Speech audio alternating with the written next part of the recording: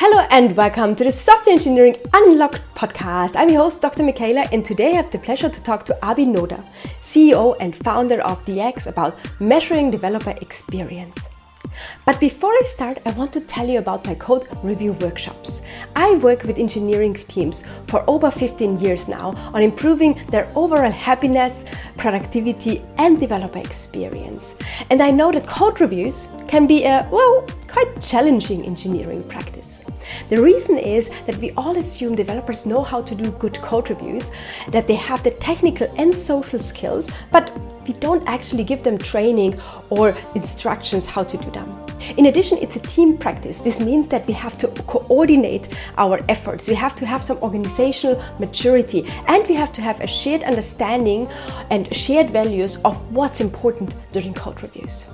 But many teams really suffer from many pain points, such as long waiting times, high workloads for experienced engineers, or inconsistencies in their reviews that are done throughout the teams or the organization, to just name a few. This is why I specialize in helping development teams make code reviews their superpower. While doing empirical research at Microsoft and working with all major product teams such as Office, Windows or Excel, I gained tons of industry experience, and I share that during my code review workshops. The goal of those workshops is to make code reviews fast and at the same time effective. If that sounds interesting to you, hop over to awesomecodereviews.com or write me an email to book a workshop. So visit awesomecodereviews.com today. But now back to Abi Noda. Abi Noda is the CEO of DX, a platform for measuring developer experience. Previously, he worked at GitHub after his startup PullPanda was acquired by them. I know Abi from his work on code reviews, and I was lucky enough to have worked with him on the research behind DX. So today we will talk about our joint venture to define and research developer experience, about developer productivity, and most importantly, about improving engineering processes and practices. So I'm super thrilled to have Abi here with me on the podcast. Hello, Abi. Welcome to the show. Thanks, Michaela. Excited to be here and so happy to be able to chat with you about developer experience. Yeah. So developer experience, I think some people know the term and some people are completely new and probably ask themselves, developer experience, what's that, right? Can you briefly share your definition of developer experience? Well, of course, I'm going to turn this question back around to you in a moment, but as we both know, defining developer experience was a journey in of itself. When we began our research, we had a vision, a thread of an idea of what developer experience was. But it wasn't until we spent a lot of time going through prior literature, concepts from prior research in psychology, and built on that, that we were able to actually create a definition that was concrete for what developer experience is. So in our paper, of course, we define developer experience as how developers think about, feel about, and value their work. In layman's terms, developer experience is about the lived experience of developers, the joy, the frustration, the bottlenecks that they experience in their day-to-day work, and encapsulating all those different factors which affect their experiences. Mm-hmm. That, to me, and in our research, is what developer experience is. But how about you? Well, I normally say, right, just in my practice, right? So not with the research hat on, I would just say a good developer experience is if I can do my work joyfully, right? So I really like this way, and I actually got that really from the interviews that we did, because we interviewed a couple of practitioners, right? Engineers, software engineers, and asked them about developer experience. And I think this really stuck with me, right? So because I asked the people, what is a good developer experience? And I think this came up in different ways, obviously, and with different terms, but this stuck with me, right? So doing my best work joyfully, not some work, but the best work joyfully, right? So it's fun and it's joy, it's quality. And I think everything is just in this little sentence. So I normally really go back to that. Yeah. Cool. I like that a lot. And I remember when you came up with that line, we all loved it, right? Yeah. And I think it's a good approach to define developer experience in that way, by really a concrete depiction of what good experience looks like and what bad experience look like? Because I think that's more concrete than just the abstract definition around feeling and thinking and Yeah, yeah. psychological concepts. Yeah, true. But I think also it was very clear for us when we did this work that if we are too vague about it and too practical about it, that from a research perspective, this is not going to work, right? So we really had to dissect this idea and look into it. Um, yeah, something else that was interesting for me, because you were saying you want to look at, the real experiences and we have to make it practical. What was interesting for me about developer experience is that some people you can have a crappy code base and still have a good developer experience, right? And you can have a crappy code base and have a horrible developer experience, right? So can you tell us a little bit about the factors that we discovered around developer experience, and what are those? What are factors, right? What does this even mean? Factors of developer experience. Sure. Well, I'm of course speaking to the expert on this because you've led much of this part of our study. But one thing we looked at in our research, of course, was what we called factors, which are the aspects of the work environment for developers that affect developer experience either positively or negatively. So we identified over 25 factors in our research and building on prior research into developer productivity, things such as psychological safety or product management processes or having clear requirements for tasks and build and test tools.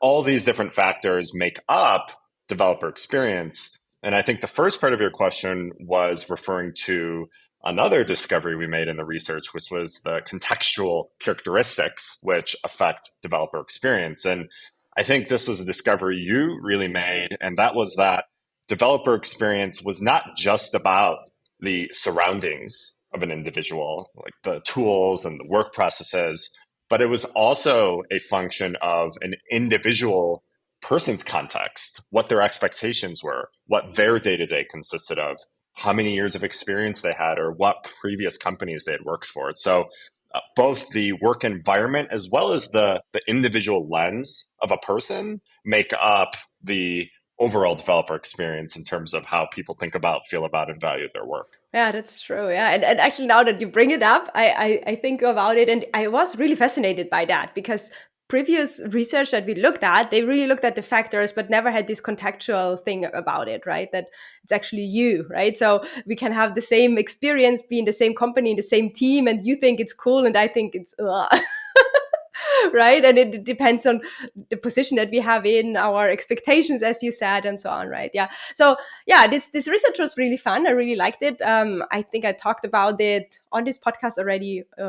One time, and I'm going to link our paper as well, but I want to go a little bit deeper in this podcast with you now, because you actually productized this idea, right? So you built a product around this, and you actually help people really measure developer experience, right? You help companies measure developer experience, and with these measurements, they're driving improvement processes. And obviously this is what I'm super interested about, because I look at one aspect, right? I look mainly at code reviews, work with teams on measuring code reviews, knowing the pain points, and then improving their code review processes, right? So you have this a little bit bigger picture here. You look at testing, probably building, right? So you can tell us more about this. So you look at developer experience in general, and then measuring that. And then I think the improvement is a little bit out of your scope, but you probably have a lot of insight into, what makes teams successfully improve and change their processes and practices. So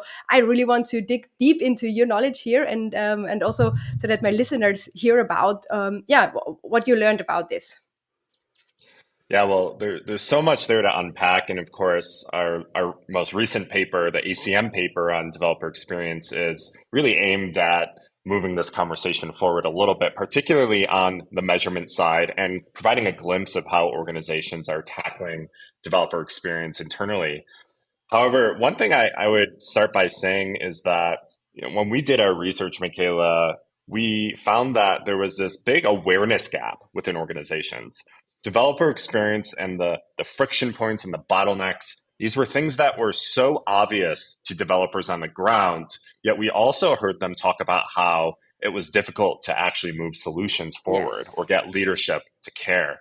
And I think what's happening in the industry right now is really the sort of a chronological progression of what Yeah. we discovered in our research. I think leaders and companies are just now starting to open their eyes and become aware of the challenge and the opportunity that developer experience represents within their organization. Yeah. So, Yeah. as we talk about how organizations are measuring developer experience and how organizations are improving developer experience, I want to caveat the discussion by saying I think this is rapidly evolving, and a Yeah. lot of leaders and organizations are still trying to figure it out. Yeah, and maybe something that I want to add here, because sometimes I'm blown, but it's blowing my mind actually, that I'm now daring to say it. I think I'm the only one that's out there in the internet that's working actively since 4 years on improving code reviews, working with teams, giving workshops and helping them turn around their horrible experience on code reviews, and helping them to make them. And I'm always like, why is nobody else doing that? Like, but I think this will change. I actually think this will change, right? There will be more people maybe looking at developer processes, helping people improve, doing change management, and things like this. But yeah, I'm still baffled. I'm like, this is so obvious, right? Like people are, and there's so much money going into horrible engineering practices, people that suffer in code reviews, that get all, these negative things of bottlenecks, toxic behavior, nitpicking, like, I mean, I have a list of things, pain points. It's yeah, huge, right? And there goes so much money into this practice that is not done in a nice way, and the benefits, like knowledge sharing and all of that, they diminish, right? And I wonder, why is nobody doing something about this, right? And so yeah, I totally see what you're saying. It's new, right? People don't know exactly what they're doing, or this is maybe too far, but we are really early. I would say we are really early, and there were things like Dora, for example, right, which is on a very different level. It's a very on a very large scale level, very few things that we are looking at, and this is what we try to measure and to improve. Maybe you can talk a little bit about there is space. And Peggy Margaret Unstory, for example, Dr. Margaret Unstory worked with us also on this research, right? She's also an author of Space and so on. So there are some, first seeds, I would say, in this area, but it's early. Yeah, it's early. So how do you see that?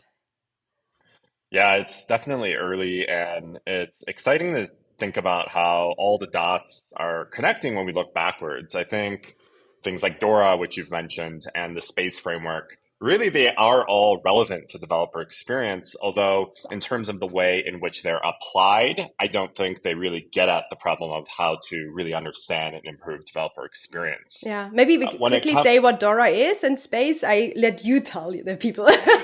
Sure. Yeah, Yeah, Dora stands for DevOps Research and Assessment. Dora was a company started by Dr. Nicole Forsgren, who of course we work together with yeah, today. And Dora was focused on investigating a construct called software delivery performance, which is different than the construct we're focused on, which is developer experience, and the construct which Space was focused on, which was developer productivity. productivity. Yeah, Yeah, and Dora, and then the book that spun out of the company, Accelerate, and then the annual reports that are continued by Google today have been an ongoing investigation into the link between software delivery performance and business performance, as well as the inputs and capabilities that drive software delivery performance. And so most people know of Dora through the popularized four key metrics: lead time, deployment frequency, yada, yada. yeah, But really, the research program, those are the dependent variables that are being studied against the numerous capabilities, yeah, practices, and inputs. Things like version control or trunk-based development or continuous delivery. Accelerate was really born out of the early days of the DevOps movement and yeah, the movement toward continuous delivery. And then fast forward a few years, Space was born, and Space was written to try to demystify the conversation around developer productivity, which of course is still an elusive problem. Space did not solve developer productivity. However, what Space did was provide a sort of meta-analysis or summarization of all the prior research that existed on developer productivity. Of course, much of that research was led by Dr. Margaret Ann Story, Peggy, who we also work with today. And Space tried to create a practical framework for thinking about all these different aspects of developer productivity that have emerged through practitioners as well as research, and put that into a simple framework for organizations to think about. And I think one of the interesting things about Space was it really made this point explicitly that you can't reduce developer productivity to a single number. You certainly can't reduce it down to output metrics like commits or number of pull requests. And I think what sort of has opened the door and inspired us in our research around developer experience was this idea in Space that you have to factor in the perspectives of developers themselves. Their sentiment, their attitudes and opinions toward their work are a big part of measuring and understanding developer productivities, as it is also important to developer experience. Yeah, so I would say what is uniting everything is we want better outcomes for the business, right? We want better work experiences. And then there are different ways to get that, right? Dora is all about, okay, I'm deploying very often. I have small changes. I can roll back. I can react to failures and so on, right? So there's no Friday deploy and then everything goes kraboom and we have to work, several days to get that back. So it's somehow measuring from this perspective. Then Space is all about productivity. Please don't look at how many stories that person closed or how many added lines they added and say, oh, this person is especially or specifically very productive because they added 1,000 lines yesterday to our code base, right? And then developer experience, I think why I was so fascinated by it is because it's really about how do I think also the developer know best. This is what I deeply believe, right? They know, and then you have the surrounding of circumstances that force you into practices or processes, or have to deal with things that are a little bit out of your control. And if we pay closely attention to where the developer says, "Oh my God, this is horrible." And if we can turn those moments around into, oh yeah, this is working, we get a really good output for our business, right? So I think this is a little bit the different way of thinking about it. But can you tell a little bit how do you measure that? Because you formed this platform for measuring developer experience, DX, right? So how can I imagine that? How do you measure developer experience? How do you do that? Yeah, I would reiterate what you said around our focus with developer experience being guiding organizations to focus on the pain points of developers, which are surfaced by the developers themselves. And the thesis around this is that if an organization focuses on those things and improves them, then you can improve developer productivity. So this is about improving developer productivity, similar to the narrative around things like Dora and Space. Now, when it comes to how to measure developer experience, it was obvious from the beginning that you couldn't measure or understand developer experience without heavily relying on the perspectives of developers themselves. And in more technical terms, this a practice of turning feedback and perspectives of people into quantitative measurements is called psychometrics, also known as surveys. And so, in terms of how to measure developer experience, the primary approach that organizations need to follow is a survey-based measurement approach. They need to ask developers questions about how they feel about the work, what their actual day-to-day workflows are, and take those inputs and then use statistical methods to turn those into both qualitative and quantitative signals that they can use to understand where they're at and measure progress as they attempt to improve. So you actually built an observability platform, not for our software, but for our software engineers. Is that correct? Well, I love that analogy. Yeah, I love that analogy because one book I've read that I really love is called How to Measure Anything. And it's a book on how to measure intangibles. And in that book, they have a chapter where it's titled Humans, the Ultimate Measurement Instrument. Mm-hmm.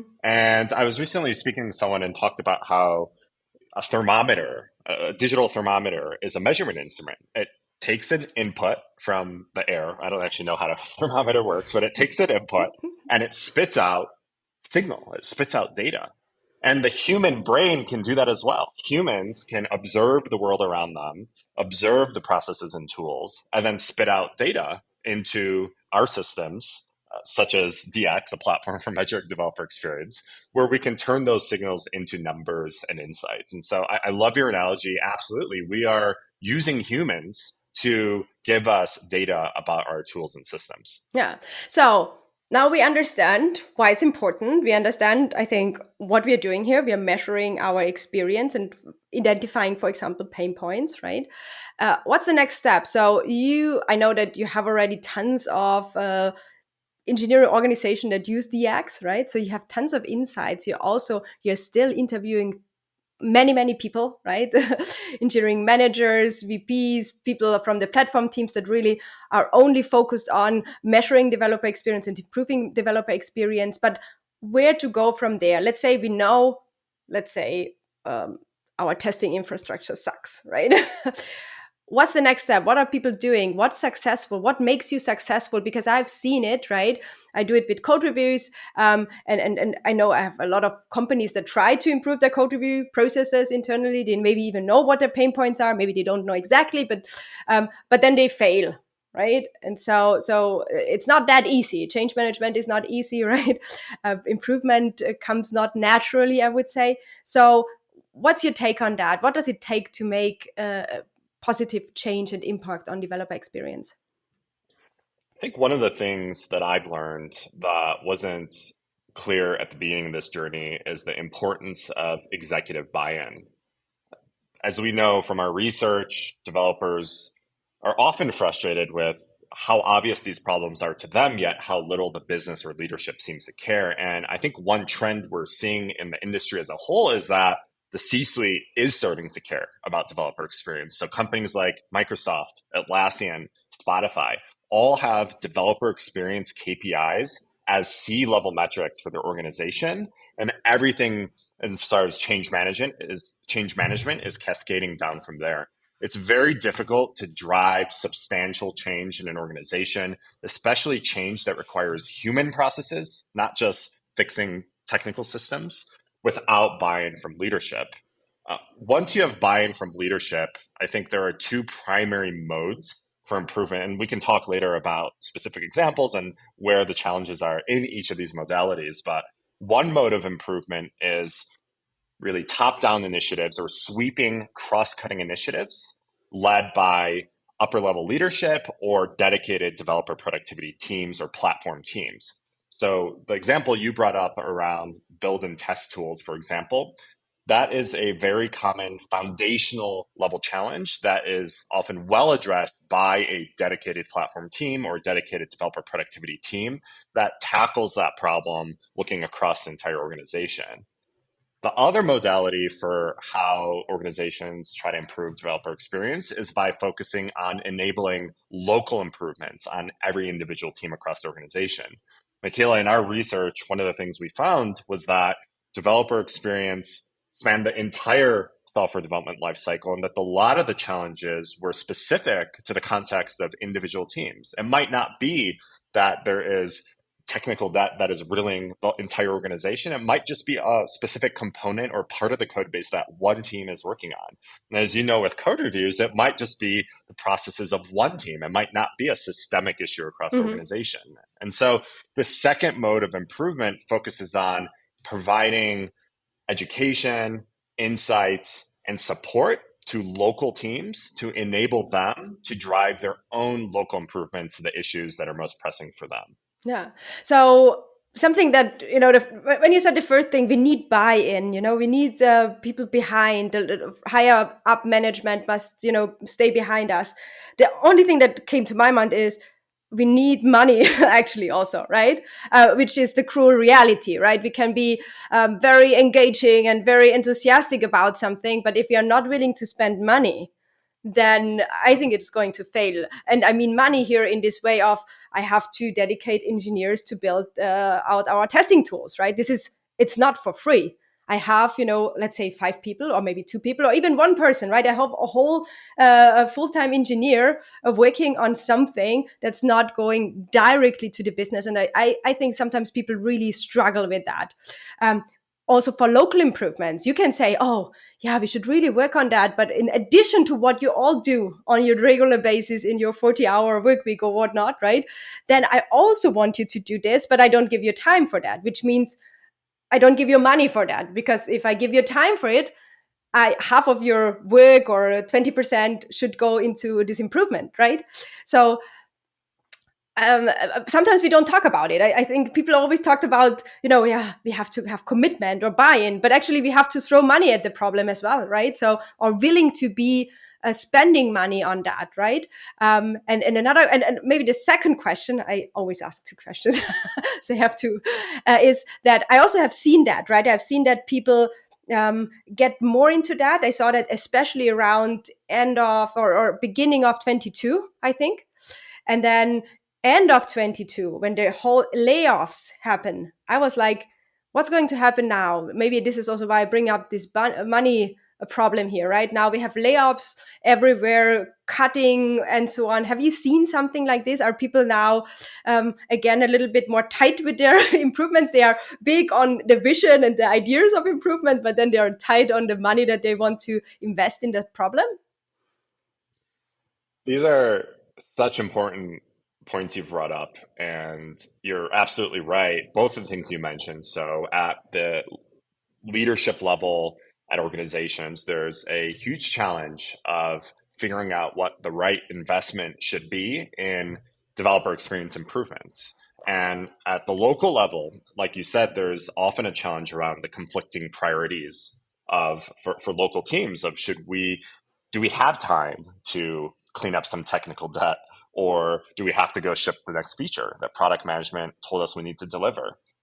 Both of these challenges are real common headwinds that both managers at the local level and executives need to confront and navigate.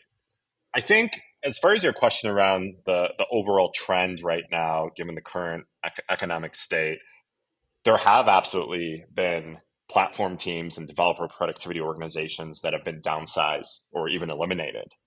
At the same time, I think there is just as many examples of organizations that are doubling down on their investments in developer productivity. And that is because the ROI of improvements to developer productivity are powerful. When we think of a large organization with hundreds of engineers, if you can improve efficiency or productivity, and let's use those terms loosely for the purpose of this conversation, by even 1% or 2%, then there's enormous amount of capacity gained back to the organization that can be quantified in terms of real dollars to the business. The challenge oftentimes is that it is difficult to identify what that ROI really is. It is difficult to quantify what efficiency and productivity mean within an organization. It's difficult for leaders to convey that effectively to stakeholders to get that executive buy-in.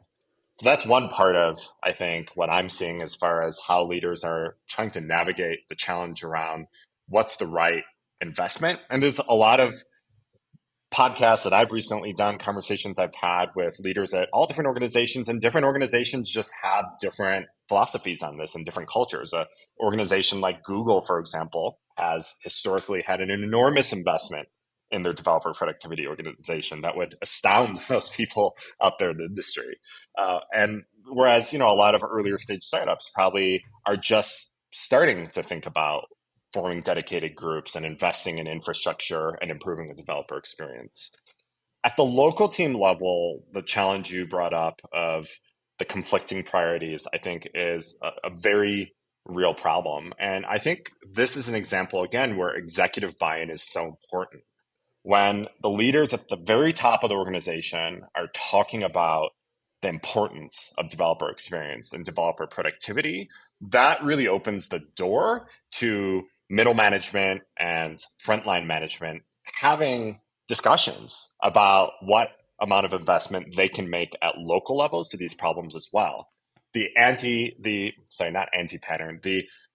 common challenge I see is when an organization is trying to enable local teams to improve without the buy-in from executives. That often leads to the problem you described of there's just these conflicting priorities and managers have no choice but to neglect internal developer experience improvements in favor of just focusing on feature delivery.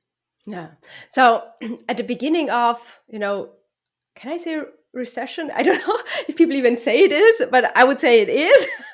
Anyway, when we all thought like maybe it's coming, and I heard, I unfortunately forgot who said it, but it was a conversation about short-term thinking and long-term thinking, right? And that a lot of companies are actually going stronger out of such a difficult phase because they are having a long time thinking strategy, right? And I think it's what you're saying, it's return of investment, but it's also if people have the understanding what it means, right, to improve something that's hard to measure, something that's hard to understand, but I think it's also maybe also you know uh, being able to see the bigger picture, right? So to know that people that are happier are more productive. People that are more productive, are happier, productive, and more proactive. I did a lot of research and reading and so on in our journey on proactiveness, right? And this is such an important concept that we don't talk enough about, I think, in our paper, but it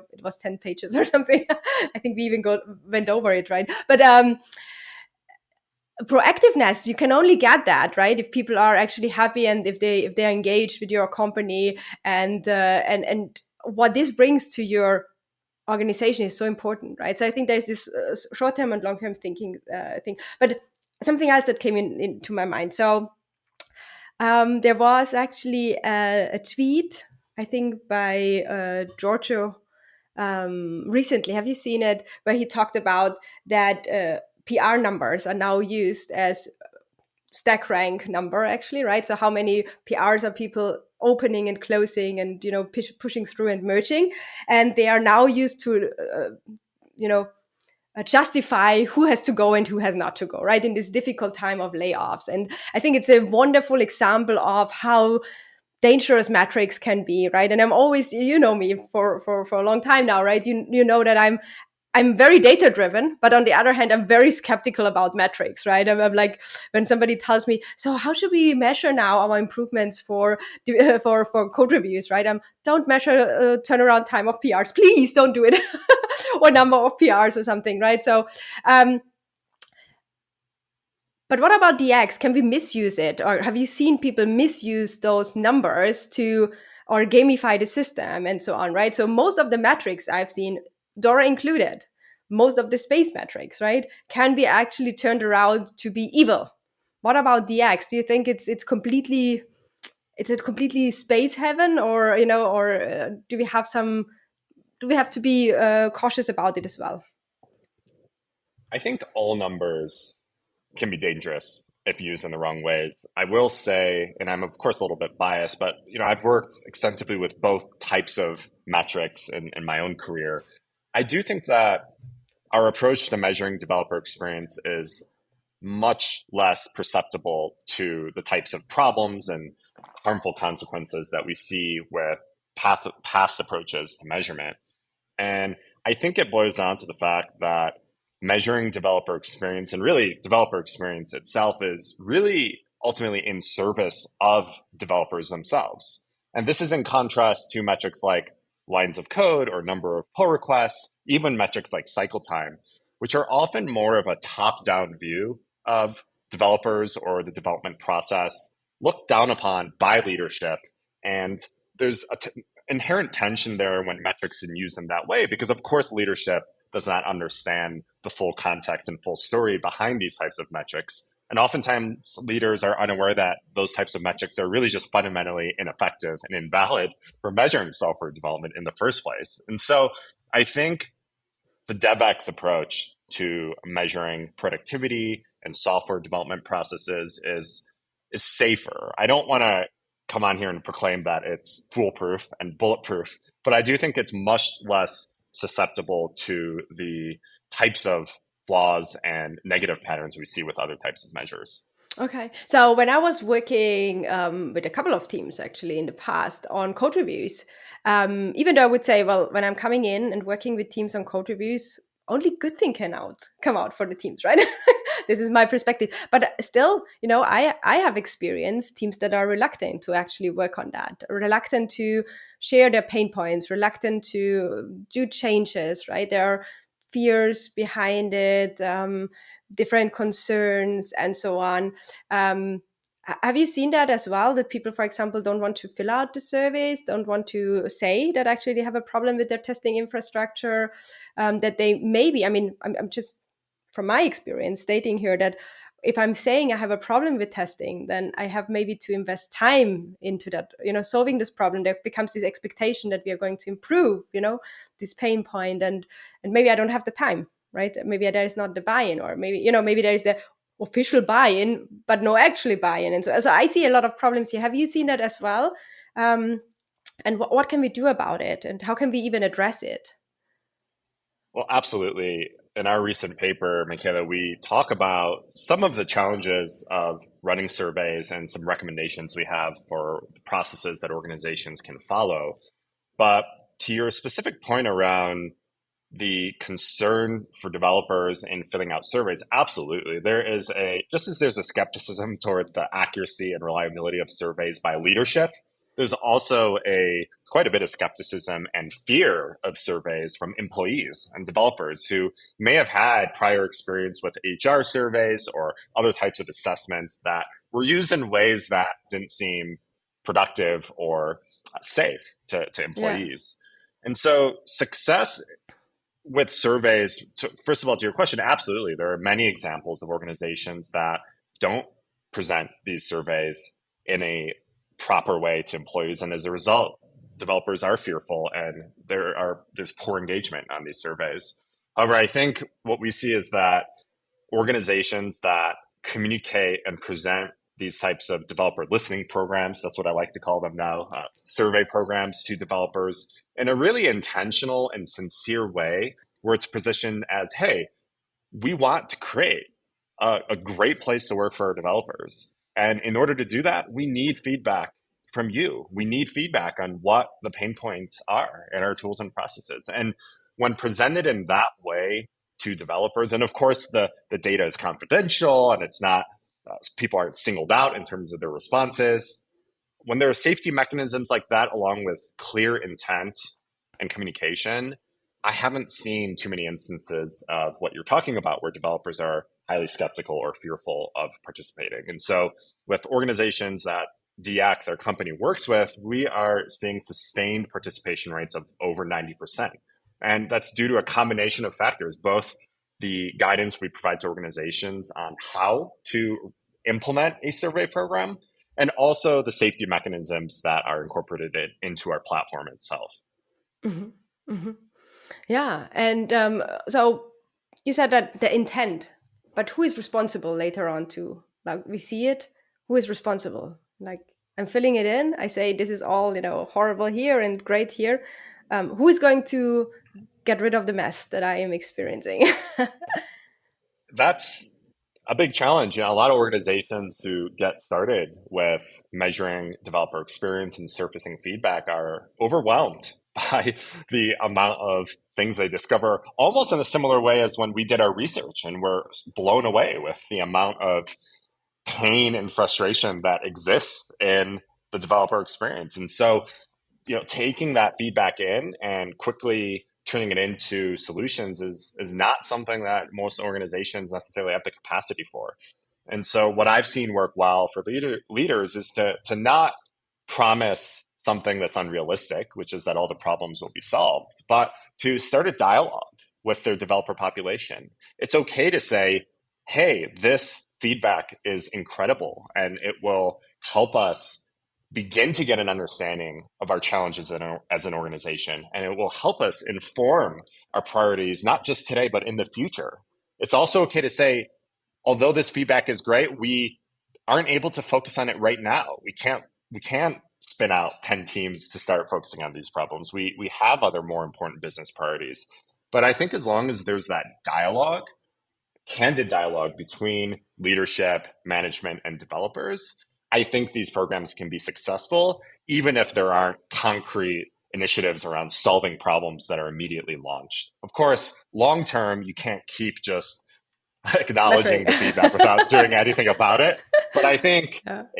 organizations can bite things off slowly and can really focus on having a dialogue with their Yeah. employees rather than feeling like they have to respond and solve everything right away. And I think this is also coming back to the research that I did with you. Um, this was so clear from the people, right, that talked with me and that shared like the most frustrated ones and the ones that actually left their companies were the ones that felt like culture, the culture of it's not going to change. I cannot even voice, my frustration and so on, right? Those were the people that actually said, yeah, this was horrible. Nobody did something about it. You weren't even allowed to speak up, right? And so I actually left and changed. So I think this is what you're saying is very true. It's a dialogue, right? It's also important that we are not over promising. Things are hard to change. Processes are hard to change. I think the tooling is maybe even a little bit easier, not easy, but easier. Processes, practices, they're really difficult to change, and it needs a lot of commitment and also some time. But yeah, it's a dialogue. I really like that. So, well, this brings us actually sort of to the end. Abi, what is your wrap up for this conversation? Well, one thing I wanted to add kind of to the current topic is that I see organizations trying all kinds of creative ways to address a lot of the challenges we've talked about, both the implementation of developer listening programs and also the resourcing problem, the capacity problem we talked about, how to actually make sure that follow up occurs and improvements are implemented. For example, one organization that I met with recently is doing something unique that I haven't seen anywhere else, which is that they had an existing agile coaching organization within their Hmm. company. And they are now redeploying the agile coaches to actually be the leaders of developer experience improvements on every individual team across the company. I think that's a really interesting approach that solves one of the problems we talked about earlier, where frontline engineering managers are already so slammed with delivery work that they don't really have the capacity for working on improvement efforts. Yeah. Uh, as far as wrap up goes, I think one thing I wanted to say earlier as well is that when we talked about getting that buy-in from leadership and why there's a challenge there and why one of the challenges is quantifying the potential that exists in improving developer experience. I think it's worth taking a step back and saying that, look, we know that leaders care a lot about developer productivity and experience. We also know that developer experience is one of the keys to improving developer experience. So I think the challenge here is to really find the link between the two. And I think that's what our research today is really focused on. The final thing I would leave you with, Michaela, is that earlier we talked about the challenge that leaders face in figuring out what the right investment in developer experience is. But I think that if we take a step back, it's worth mentioning that we know that business leaders and engineering leaders care a lot about developer productivity and efficiency in their businesses in general. We also know from our research, Michaela, that developer experience really is the key to improving developer productivity. And whoops, so I think that the opportunity for us, and I think the focus of our research going forward as well, is finding ways to help organizations link the two and find measurements and ways of quantifying that opportunity so that they can advocate for the investments and opportunities that exist within their organizations. Yeah, yeah, I totally agree. I think this is also a really nice ending. Thank you, Avi, so much for spending time with us, talking about your amazing startup and sharing all your wisdom around developer improvement, developer experience. And yeah, thank you for your time. Thanks so much for having me on the show. And it's been a pleasure to work with you on this research and excited to continue working with you on more research in the future. Yeah, me too. Okay, Avi, bye bye. Bye bye. This was another episode of the Software Engineering Unlocked podcast. If you enjoyed the episode, please help me spread the word about the podcast. Send the episode to a friend via email, Twitter, LinkedIn, well, whatever messaging system you use, or give it a positive review on your favorite podcasting platform such as Spotify or iTunes. This would mean really a lot to me. So thank you for listening. Don't forget to subscribe, and I will talk to you in 2 weeks. Bye.